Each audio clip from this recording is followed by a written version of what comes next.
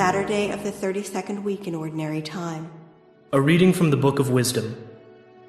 When peaceful stillness compassed everything, and the night in its swift course was half spent, your all-powerful word, from heaven's royal throne, bounded, a fierce warrior, into the doomed land, bearing a sharp sword of your inexorable decree.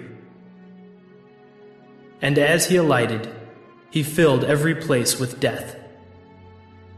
He still reached to heaven, while he stood upon the earth. For all creation, in its several kinds, was being made over anew, serving its natural laws, that your children might be preserved unharmed. The cloud overshadowed their camp, and out of what had before been water, dry land was seen emerging. Out of the Red Sea, an unimpeded road, and a grassy plain out of mighty flood. Over this crossed the whole nation, sheltered by your hand, after they beheld stupendous wonders. For they ranged about like horses, and bounded about like lambs, praising you, O Lord, their deliverer. The word of the Lord. The responsorial psalm. The response is, remember the marvels the Lord has done. Sing to him, sing his praise. Proclaim all his wondrous deeds. Glory in his holy name. Rejoice, O hearts that seek the Lord. Remember the marvels the Lord has done. Then he struck every firstborn throughout their land, the first fruits of all their manhood. And he led them forth laden with silver and gold, with not a weakling among their tribes. Remember the marvels the Lord has done. For he remembered his holy word to his servant Abram, and he led forth his people with joy, with shouts of joy his chosen ones. Remember the marvels the Lord has done. A reading from the Holy Gospel according to Luke. Jesus told his disciples a parable about the necessity for them to pray always without becoming weary. He said, there was a judge in a certain town who neither feared God nor respected any human being. And a widow in that town used to come to him and say, render a just decision for me against my adversary.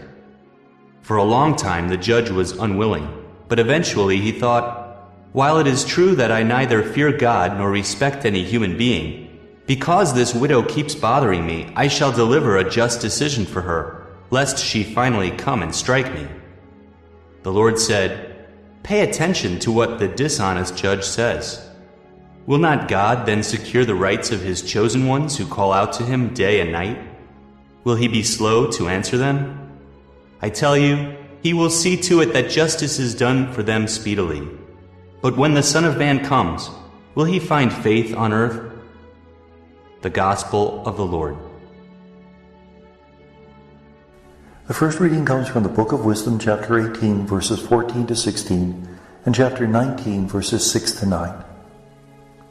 This passage speaks about the Exodus experience, that in the peaceful stillness of the night, the Spirit of God came forth, the Spirit of his will, the Spirit of his deliverance of the Israelites who were slaves in Egypt. And what previously was a sea was made into dry ground, so that the Israelites might pass through unimpeded. That the deliverance of the people of Israel from their slavery was a powerful revelation of how much God cares for his people, and of the fact that he is their Goel, their deliverer. The word Goel means that relative who will take your part when no one else will. When no one else in the universe will take your part, God will. Even when that no one else who will take your part includes yourself. That sometimes we hate ourselves, we judge ourselves so harshly, and God doesn't look at it that way. God is willing to die out of love for us. The Gospel is from Luke 18, 1 to 8. This begins a section dealing with the power of prayer. Jesus uses a parable in which he speaks about a judge in a certain town who will not give in to what a widow is asking him, but she nags and nags and nags until he finally gives in. What is this saying? that when we pray, we should be insistent. The Jewish people very often pray with chutzpah, with nerviness. God, I'm really sick, you better heal me quick, because if I die, it's going to look bad for you. We Catholics, we tend to be a little more circumspect about the way we pray, a little bit more humble. But maybe if we truly need something, we should storm the heavens. We should almost insist upon that which we need. We tend to say, whatever you will, God. That's good, because it is a surrender, but it could also be a write-off. It could be a way of saying, I really don't expect you to intervene. So right even before we begin, I'll recognize that this is probably going to do no good. This parable tells us that we really have to insist in our prayers. Do we change God's mind when we pray?